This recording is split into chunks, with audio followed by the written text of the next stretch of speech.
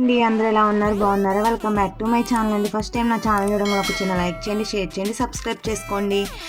నేను ఈ YouTube channel start చేసిన తర్వాత ఎన్ని ఎడుదుడుకులు, ఎంతమంది ఎలా మాట్లాడుతున్నారు ఏంటి మొత్తం తెలుసుకున్నానండి. నాకు కూడా ఇదొక గుణపాఠం లాగా అయితే అవుతుంది. నన్ను చూసి ఓర్చుకోలేని వాళ్ళు, ఇలా చేస్తుంది అలా చేస్తుందని మాట్లాడే వాళ్ళందరికీ ఒక వీడియో అయితే నేను చేసి అయితే అప్లోడ్ చేస్తాను.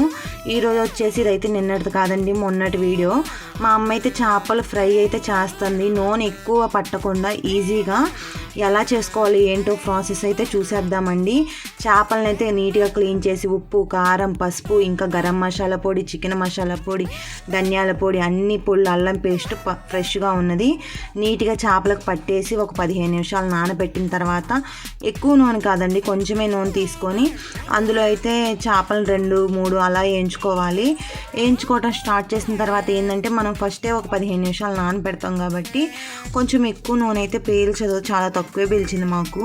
కొంతమంది ఏంటంటే చేపలకు ఎక్కువ నూనె పోసేసి అలా చేస్తారు కదా, ఇలాగైతే మీకు కూడా యూజ్ అవుతుందని చెప్పి నేనైతే చెప్తున్నానండి. చేపలు కూడా ముక్క కూడా అటు ఇటు కదిలిచ్చినా సరే ఇరిగిపోదు, నీట్గా ఉంది.